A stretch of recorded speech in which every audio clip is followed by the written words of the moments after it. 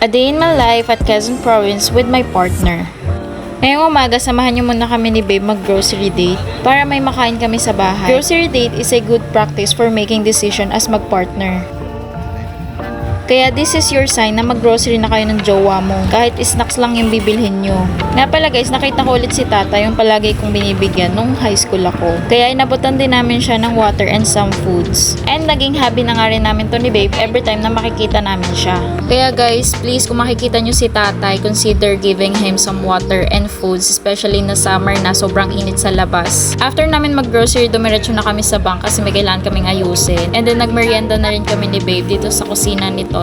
Siopaw talaga yung hinahanap-hanap ko, pero since wala nga, ay mag-siomay na lang tayo. May cart sila sa palengke tuwing hapon at doon kami kumakain ni Babe after niya ako sunduin galing school. Grabe, hindi pa rin nagbabago yung lasa nito guys. Sobrang sarap pa rin, lalo na yung sauce nila. Syempre, habang kumakain, hindi mawawala yung chismisa namin ni Babe. Hindi ko rin alam kung nagbago ba yung presyo nito since ang tagal ko nang hindi nakaka-order ng ganito. 3 for 20 pesos lang ang isang order, and as patay gutom, dalawa yung in-order namin para sa isa't isa.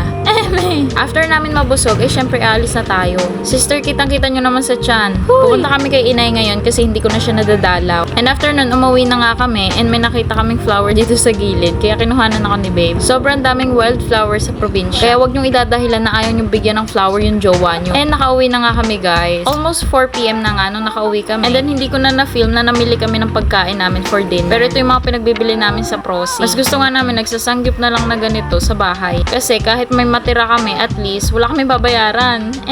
Oh, gutom na ang mga person. Syempre, chibog na. Iba yung chinibog. Uy! So, sobrang satisfying nga nung kinakain namin. Ay talagang mapapa-happy dance na lang ako. And that's it for today's vlog. Follow for more!